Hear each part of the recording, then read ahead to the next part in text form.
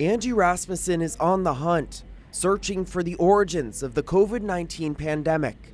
Inside Canada's Centre for Pandemic Research in Saskatoon, she analyzed hundreds of genetic samples collected from a market in Wuhan, China in January 2020.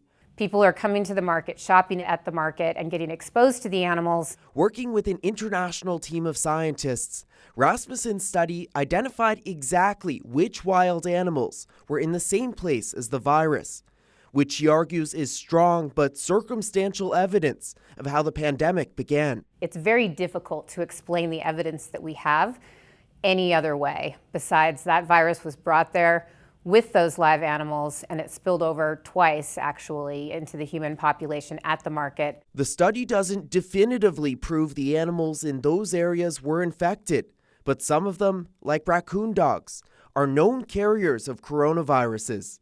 Those findings, valuable insight for infectious disease specialists. If you don't know the why, history tends to repeat itself in the worst ways. Despite mounting evidence suggesting the virus jumped from animals to people in the market, many still believe it was accidentally leaked from a lab. Rasmussen's research is drawing online attacks from conspiracy groups. We're accused of conducting a propaganda campaign, essentially, to cover up the real story of a lab leak.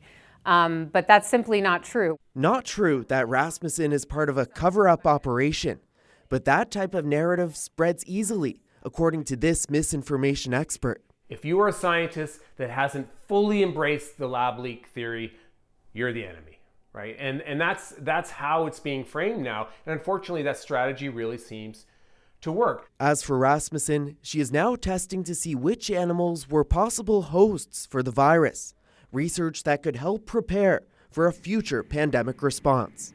Alexander Silberman, CBC News, Saskatoon.